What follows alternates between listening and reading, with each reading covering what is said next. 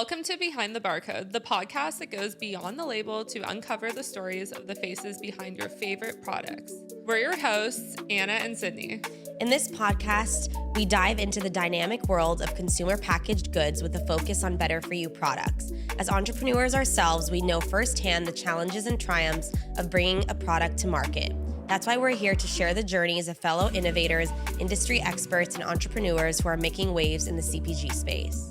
Join us as we sit down with inspiring guests to explore the stories behind the UPC codes, uncovering the passion, perseverance, and purpose driving their businesses forward. Whether you're a seasoned entrepreneur, a budding startup, or simply curious about the stories behind the products you love, this podcast is for you.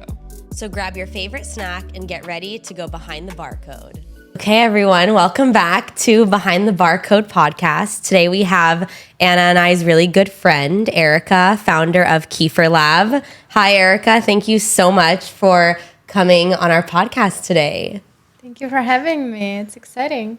We're really excited, and thank you for bringing your product. I think we're going to let you share more about yourself first, and then we'll all do a collective cheers with your kefir shots, if that's good with great. you. Yeah. Okay, so tell us more about you and your story, how you got started with Kefirlab. And, you know, just like we've heard this story, of course, we're friends. So just treat this as if it's a casual conversation, but we've heard it. But for everyone listening, really, this is about people who want to start their own businesses and their own CPG products and a physical product. So anything that you can provide that helps people with their entrepreneurial journeys. But yeah, go ahead. Yeah, I'll try to surprise you with something that you haven't heard. Well, I guess this story started a couple of generations back. My grandma used to be a renowned probiotic researcher, and she studied from this guy called Ilya Mechnikov, who got a Nobel Prize for discovering probiotics. And she used to treat people different diseases just through probiotics. And that's when it started. My family's kind of like, my dad's a biohacker, kind of Devaspree vibes. So I always grew up in that environment. My she's a model, and she was like an actress, you know, so she was always into health and wellness and like all of this. Your mom was a model and your dad was a biohacker. Right? That's amazing. What an odd combo. Yeah. So I guess I was always into this health and wellness scene. The game changer was when I moved to Canada when I was 15. I moved by myself, and I stopped having these probiotics that I was used to, and I stopped having all this health food that I'm used to at home. And that's when the changes started to happen. I noticed I felt different. I felt like odd. And I was like, what's going on? You know, and I started making it my own, and I started sharing with friends. And friends were like, wow, it's so cool. I feel different. You should totally create a company. But I was studying. I was like studying full time. And how old were you at this point? I was like 16. Okay. Yeah. Wow. Kind of young too, like 16, 17, 18. And I was like, yeah, like that's not something that I'm going to do right now. Like that's just not a good time. And I continue making it for myself and friends. And then I moved to SF. When I finished my studying, I moved to SF. I was already like 21, 22. And I met Dario, my future husband. He was in a food industry, and he's Italian. We love Dario. And we said before we started recording, I said, is Dario going to get offended that he's not included in the podcast? But you said he's not. Yeah, no, he's good. He's always proud of me continue. Speaking. Yeah, and so I guess he was in a food industry prior, so it was kind of like an intuitive start, and I did my 2 master's degree in SF, so I started as a group project in school, and I kind of like continued it from there, and I utilized my husband's restaurants to do all the pilots projects and everything, and we would try the farmer's market, you know, sold out in the first hour, tried his restaurant, sold out in the first hour, so we were like, oh, okay, cool, like I guess that's... So you were making kefir? Yeah, we were making traditional kefir, like from milk, you know, like the way it has to be. We had no idea of we didn't really push on the benefits. It was more like a better quality kefir. Okay. Like later we found out from all the customers were like, oh my God, you know, I used to have anxiety, now not anymore. Like my kids used to get sick and they're not sick anymore. And the only child that is sick is the one that doesn't take kefir, you know, like, oh my God, like I cure autoimmune disease. And we were like, well, I guess we have to market it that way, you know, like because we want to share all these benefits with the world. And that's how it kind of like, we always were directed by our consumers about every single move, and we never invested any single dollar in marketing up to now. Wow. So that's kind of like what we did in a nutshell. That's amazing. So how did you formulate the 100 trillion probiotic drink? Because I haven't seen any other products on the market that are like it. Yeah, I guess that's why we're unique. I was in the startup environment prior to creating a Kefirlab, and I was always an idea that if you make something, you need to make it 10 times better. So I wouldn't just make it like a little bit better, you know. Like if somebody had 10 billions, I wouldn't make like 11, you know. So like that's the entrepreneurial spirit. If I would make spirit. something, I would make like we made it 10 times better. You know, it's like coconut milk, like it's not dairy that many people are allergic to, especially when people are fighting with different autoimmune diseases. They are allergic to this. So we made it like in glass bottle initially. Glass bottle, you know, 100 trillion, super natural ingredients. Most of the probiotic shots in the market, they're full of like maltodextrins, like biohacking, like natural flavors, stuff like that. So we thought that like kind of like go big or go home. And I mean, the formulation obviously came from all the research that my grandma did. My dad was part of the formulation. We found all of these best probiotic strains in the world, in Europe. Like we source from many different countries, and they are not like a lab created probiotic strains. They're not like a kefir grain, like not a grandma method. So it's like probiotics that were extracted from Centenarios Italians. So it's kind of like a very functional probiotics. So this one is vegan though. Yeah. This is vegan. Okay, so it's made from coconut milk. Okay, got it. From coconut milk. So for people listening, and including myself, so I always thought kefir had to be dairy, but it's not true because you're putting the probiotics in this shot, and you're hitting so much more of the market because some people don't do dairy. I mean, I do, but wow. I do too, but a lot of people that are into kefir and probiotics, they're curing from something, recovering from something. And usually in that moment, like dairy would trigger. So that's the majority of our customers that are. Do you want to drink?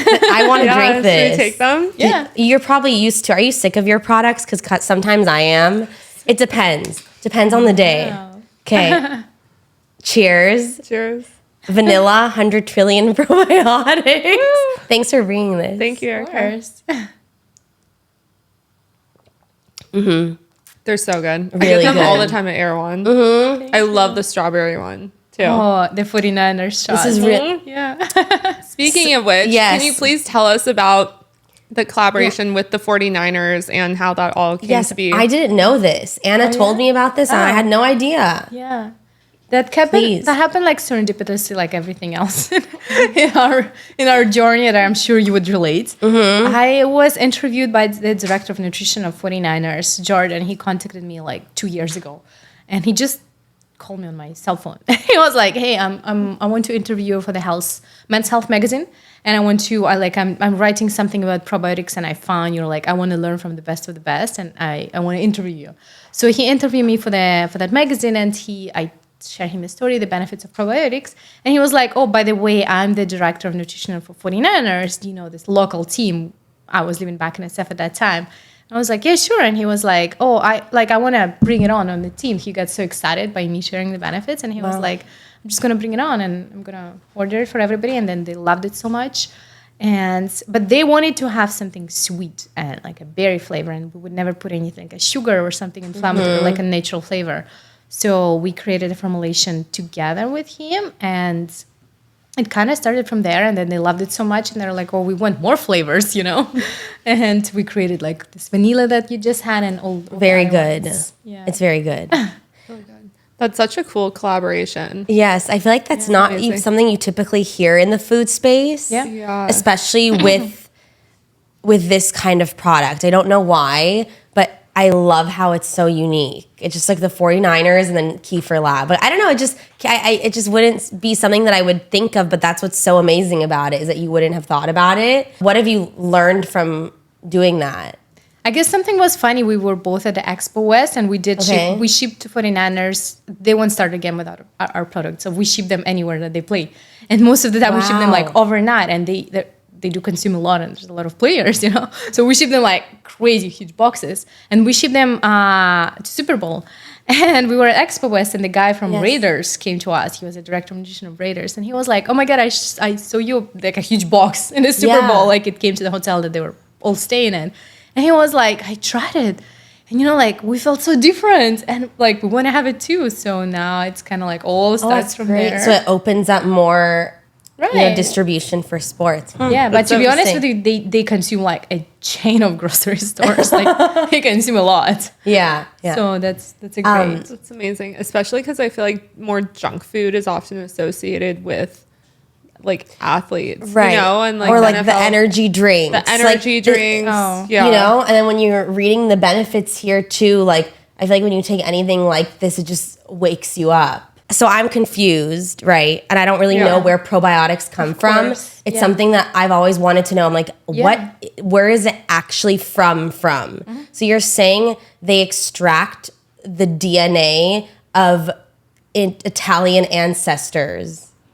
I don't know what I'm saying, but can you explain? No, you're Thank you. kind of right. I mean, we obviously use the combination of some kind of like extracted from a kefir grain, because like it's a combination of medicinal quality probiotics and something actually to ferment.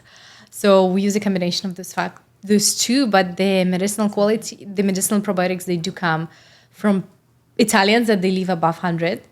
And they do extract their DNA. It's alive people. It's not like ancestry or anything. Okay. And they extract those. They study the bacteria that make them like live so long, and they study all this like Akkermansia, like anti-age strains, and they do extract it from the DNA. Usually, most of the probiotics they're lab created and they're GMO.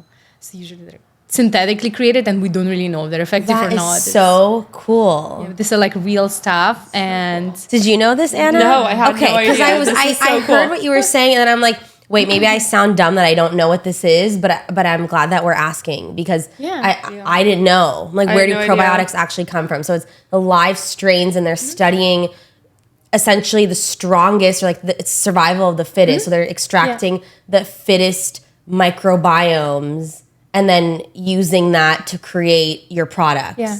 That's That's amazing. unbelievable. Yeah. That makes me want to drink them multiple every day. That's amazing. Imagine if like, even because, you're just saying they live till 100, right? Right. There's also like the people from the blue zones who are living longer. Yeah. Like it's cool data to like see which populations are living the longest and why. Right. Anyway, not to go on that tangent, but that's really cool. So an interesting point to that is the researcher that my grandma studied from, Ilya Mechnikov, he got a Nobel Prize for discovering that human live long, like human age, because they stop having the good bacteria in the gut. So if we were to continue having the good bacteria in the gut, we would never age. And gut is the only organ in our body which never ages. So if you compare a gut of like an 80-year-old and a 6-year-old, it's exactly the same. Really? Like it's never aging, and that's all. Like probiotics, fascinating. It's like an entire world. So the whole centenarios thing. Okay, that's really cool. Well, because that's obviously the hot topic right now. Gut microbiome. And it's like, what does that actually mean? So we know that your manufacturing process is very difficult and delicate. Can you tell us more about the manufacturing of the product? And do you self-manufacture, use a co-packer? And can you explain why you decided to go one route versus the other? Yeah, that's like a delicate point that I'm sure you're familiar with in any production. We did choose to self-manufacture from the day one, just because we're talking about the biomedical process. So it has to be really strict, and I'm really strict. So because I grew up with, my dad was a biomedical doctor, so I grew up, like, it has to be like a sterile, like a hospital environment. Right. And it's not easy to find that in any co-packer, so we did choose to self-manufacture. It's challenging because it's like a baby, it grows from its clothes and you need to change it all the time. So honestly, like, we're less than a year, we can stay in one place because we just grow and we need to change so much. And now we're finally building a large facility in Dallas, Texas. Wow. And finally we're gonna hopefully stay there for a while. But, Well, that means you're gonna move. we're gonna move the production, but not. You're not moving. No, Okay. I'm not moving anymore. Okay. I'm good here. Okay. Yeah. And this is the interesting thing, is that so many brands starting out, they don't know whether they should self-manufacture or go with a co-packer. Yeah. And I guess it's very individual and what works for you. And but you're saying that the reason you did that is just because of the strict quality control and wanting to control it as it was growing, I guess. I guess a big part of our business is doing the R&D. So I'm sure you're familiar, like with Alexandra, we formulate kefir for them. So we do R&D like pretty much every single day. That's what we call Kefirlab. So we formulate Alexander, the milk company. Alexandra Milk. Yeah. The A2 A2 milk. That one's So incredible. we made their kefir, which you can find in Whole Foods, and like at the back it says made at Kefirlab, and we do for many other brands, which is like behind this scene. Okay. But a lot of our business is R&D, so there's no way we can do it at a co-packer. Or if we were to do it at a co-packer, it's like $10,000 a day. I mean, it doesn't make any sense to do that. So I guess we need always our own lab and our own space, because that's a huge part of our business, like formulating probiotic blends for other companies. Okay, that makes sense, Kefirlab. Because for those listening, if you do test runs with manufacturers, of course, or co-packers, you're paying for their time, and that can get costly, especially if you need to run different labs and nutrition facts and all these different things. And so I guess that makes sense for you guys, because you're constantly innovating and formulating. Whereas I guess with my business, with French Squirrel, I'm doing most of the testing, in my kitchen, and then I convert that recipe to a weighted recipe for my co-packers, but I'm not necessarily doing what you're saying, which is I'm not co-packing for other brands. I'm not formulating for, so that makes sense. I mean, I feel like we always have something in R&D. Yeah. But it is really expensive to do R&D, which is recipe and development. For just anyone gonna that's say listening recipe development. that doesn't know what that means. We're constantly in R&D because we're trying to come up with new SKUs, and we actually can't create what we're doing in our own kitchen. And that's what I was just trying to say, because I don't know if you can, with the probiotic strains, you need it's like a lab. So And then Kefirlab. Kefirlab, and the same with you. Right. Whereas with me, you've seen me make cereal clusters and chocolate covered dates in my kitchen. In your own kitchen, and then you bring it to the people that create your product. Totally. So can you tell us about, I'm very familiar with it, but can you tell everyone else about the logistical issues with refrigeration and refrigerated products? I guess we did have logistical issue back when we started. I think our shelf life was like 14 days when we were selling at the farmer's market. That's kind of like nothing, like now, like if you want to have a distribution all over US, you ship to New York and no store will have your product with less than 30 days shelf life. Yeah, 14 is a no in they retail won't space. sell. Honestly, it takes us like 30 days just for our distributor to pick up the product. That's it, and it has to go to store. So it was like a no. There was no way we could scale with that. So our first distributor was like there's no way, but we love your product. So they were pushing us to put stabilizers. You would be surprised, but they're in many products, but they're not listed because it's like a processing aid. And they're like, come on, like everybody does it, like you should put it. And I was like, we're doing something for the gut health. I would never do that because I'm drinking my own product, and I would never do something like that. And so the big game changing point happened when I found this probiotic strain, which is a strain of lactobacillus. And it has an immense benefits on its own, like immune system boosting, like skin, like beauty and everything. And it's a mold inhibitor. So it inhibits the growth of mold. And so that extended our shelf life from 14 days to like 120 for like a dairy products.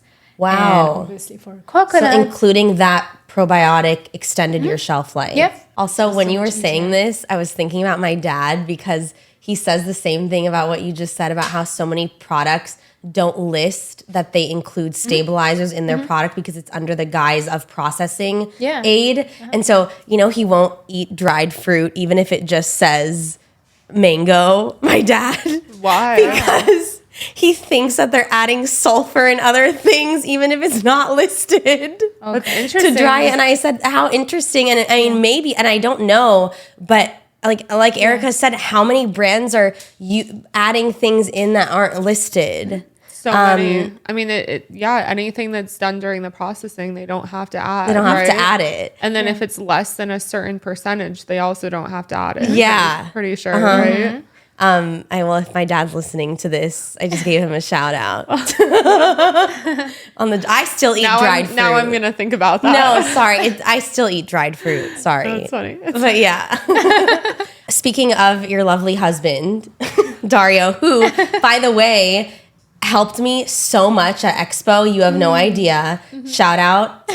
I needed some male assistants for the show. I was putting together my booth, you know, and it was just my mom and I had no one else to help me really to set it up. And so he helped do everything, and he said, oh, well, you know, I'm not really good at design. That's for Erika. Erika does the design. So for people that are listening that have business partners, and Anna is one of them, how do you guys delegate and split your roles? And I guess it goes back to the feminine masculine question a little bit, but how do you navigate that, especially also being in a relationship? At the beginning, we just wanted to do everything together. Just because like we're starting home and he's like a baby, you know, like, okay, we're going to do everything together. We're going to work together. And then we're so different. Like he's like a hard worker. He can wake up and he can like drive at 5 a.m., like work like crazy. Me, I'm like, I have my morning routine, you know, like I need to do my meditation, like my Pilates and everything, my breakfast. I would never go anywhere. You know, he can like starve for like days. And you're like, no. And I guess we just realized how different we are. And we're like, why are we pushing it? So we just decided to focus on something that like I'm good at. Like I don't know, I like to chat to people like what we're doing now, you know, like he likes to be more like behind the camera, like making things happen. So we decided to split our task, like you learn in economic classes, you know, in a university. Yeah. Like your like absolute advantage, that's what they call it. So like whatever I'm best at, I'm just doing it and fully, and he's doing something that he's best at. We're kind of like anonymous, you know, so we don't work together. That's helping the relationship too. Like we work separately in the different places. He usually works from the office. Usually I do from home or like from whatever I want, Erwin. Okay. And I guess, yeah, like it's mostly feminine and masculine. I guess like my role, it's more like a neck. I'm more like a visionary. I'm more like a muse. Like I'm like I envision something and I'm like, get me there. You know? Like it's your job to do the rest. Like I'm like, I want this and you figure out how to get there. So that's how we split the tasks pretty much. Okay. And you do most of the marketing as well. We're not big on marketing. As I mentioned, we should be. Like, I think that's the part that we're kind of, I want to say lacking, but we never really focused too much attention on. But now we're starting on. We do have our branding team that are taking care of all the marketing and all the design and everything. They've been with us since day one, and I'm super grateful for them. Oh. So I guess they're doing like everything beside the marketing. Yeah, I'm more like a big vision person. That's amazing. Yeah. And I feel like you guys, like once you start doing marketing, and I feel like you've been mostly focusing on like really honing down on the production. And it's so cool that you're going to be opening up a facility in another state and you get to stay here, which is not an easy task at all. So I feel like once you guys like have that fully down, then it's like you can take all the marketing to the next level. And also, I know this is a weird comment, but it just came to me right now. You know, it's like when, and I'm not saying that you're in the same category as dairy, milk, yogurt, but in a way, that's a really cool place to be in because you don't have to market as much as you think that you do. Like there are people who are going to the store looking for kefir, you know, and then not saying, oh, well, which brand am I going to buy? Which one have I seen on TikTok or not? You just buy the milk or you buy the yogurt, you know? And I think, of course, you aren't fully in that category because you have all these amazing benefits and you actually have like a really young, vibrant brand. It's not like a boring kefir company, but I don't know if you know what I'm saying, Anna. It's just like you don't have to do that much marketing because you go to the store with the intention of buying that. Obviously, the shots are different. That's what probably needs more of the marketing. I don't know, but it's a cool concept because when you said you haven't really focused on marketing, I didn't even think that you were lacking in it. Like because it's just. Like it's just on autopilot. It is. It is. You know, I feel like I go and get kefir all the time, but I'm like already looking for it. Yes. Yeah. And I have a question about the shots. So what made you guys want to create a kefir shot? And also, does this replace like a probiotic supplement? So is that kind of like the similar category that you're now competing with? Or is it the dairy? What is it? I guess like regulation wise, it is considered to be dairy, even though it's like coconut milk based, but it's like a product resembling milk. So like regulation wise, we do have to obey all the regulations of dairy. which is a bummer because it's like very strict. But why we decided to make a shot, it's just because we wanted to have something really, really functional. So we wanted to put all 45 probiotic strains. We're like, why do we choose? We choose like the more the better. And obviously, like the size, we just wanted to have something simple on the go, because a lot of our customers are like, oh my God, I'm getting sick. Like I need something now. Like I really need something. So a lot of our customers are like somebody's sick or somebody like trying to fight something. Okay, I was just going to ask, who is your addicts? Yeah, who is your customer? Yeah, they're like addicts, and like if you usually when we go to the store, people grab like the whole shelf. They grab like many of them. So it's like on the way, yes, it does need to be marketed, because like people once they have one a day, and they're like, we need one every single day. Like kefir, it's something like, oh, it's nice to have. Like, oh, I can have it, I cannot, but it's like probiotic shot, it's something like I need it. Like I cannot start a day without it. So that's kind of easy, and that's the reason we decided to do a probiotic shot, just because we wanted something small and functional. And there was this company Biohacking, which was the only one in the market, but I'm not happy with their ingredient list.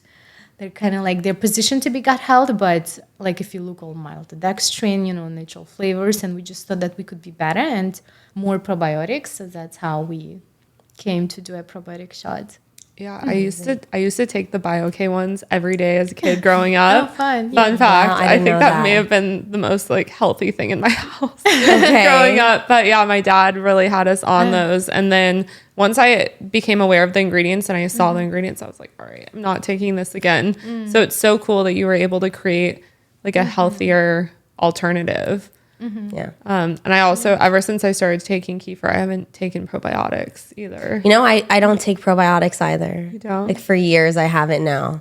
Just since realizing that it's all in real food. And if you have your gut health in a good position, why do you need a supplement every day? Like a pill? I don't know. So do you think this can replace a probiotic? It's like having an orange and vitamin C. Like this has probiotics, postbiotics, like everything in between, so you can assimilate them. It's like food has a history, like has been studied in like generation, fermented food.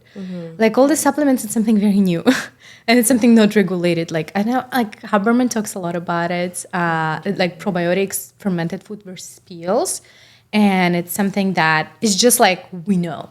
Supplements, it's something very new and we don't really know. I'm a fan of food. Like we always talk about food as medicine, and I love just like, I would rather have an orange. It's like more pleasant too. Like I don't like taking pills because it makes me feel like I'm sick or something. So that's why. And a lot of our customers, like in hospitals, they prescribe to people that did chemotherapy or something, like they've been in that hospital environment and they don't want anything to do with hospital. Like just seeing a pill, like even if it's a probiotic pill, it makes them sick.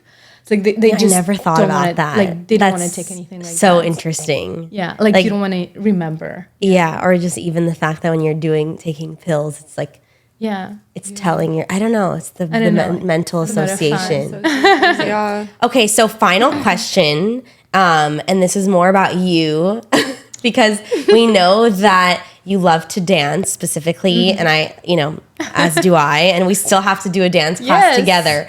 But how do you maintain your work-life balance, and what are your favorite ways to tap into your feminine energy? Because I know that you talk about that, you talk to your husband about that, we've chatted about it, and it's hard hustling in business and doing all these things all the time, operational, logistical issues, and how do you unwind, how do you tap into the feminine energy?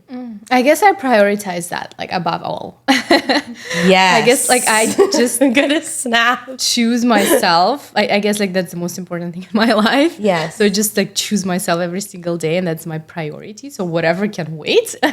Yep. Until I get my morning routine, my exercise, my dance, like the whole world can wait. Like my phone is off until like after breakfast, and I turn it off before going to bed like 2 hours. So it's like I just prioritize that part. Dance is life for me. I've been dancing since I was 2. I dance like ballet. Wow. I dance different stuff. I moved to LA. I'm really loving the studio called Playground LA that you both should come. I know, I need to come. We've been wanting to. And it's so fun. And I guess, like you just put it as your highest priority. Work is important to me, but it's kind of like secondary. So I like how your answer was just simple. Yeah. You're just like, I prioritize it. Very simple. That's it. No, it's great. I love it. And I actually have one more question. What advice do you have to someone that's wanting to create something that hasn't been done before? Because although kefir exists, you guys are creating a whole new product that hasn't been done before. So what would you recommend to someone? there's this book, it's called Blue Ocean Theory. I don't know if you know about that. It's it's oh my god, you don't know? No, I You need to don't. read it. It's like I studied entrepreneurship in my degree, so we learn it in entrepreneurship lessons. Like Cirque du Soleil, you know, like they invented like circus used to be just animals, and they just realized how inefficient it is, and they invented circus for people. So Blue Ocean, it's like you're entering a blue ocean which is clean, there's no competition, versus if you're entering like a red ocean, which is like there's lots of fishes and it's hard to stand out. So you're creating a market. So you have that advantage. But I guess like my thing, it's like there's lots of company like, oh, I can do this one. Let me just start a company just like being a little bit better.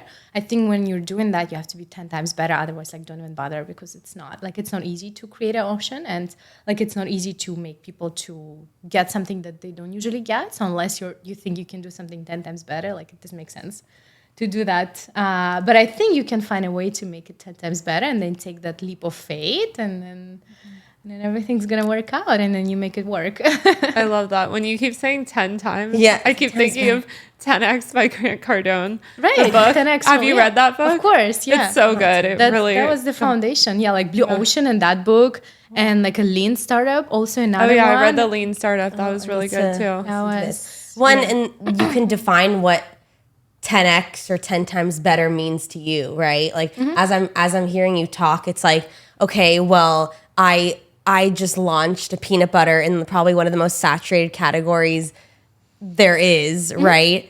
Added dates, that's my version of 10 times better. Or like Plus. made, you know, like, or even if you feel like you have a founder story different than someone else and you want to make an almost identical product, but you have this spin on marketing and you could do it 10 times better, that's also your 10 times better.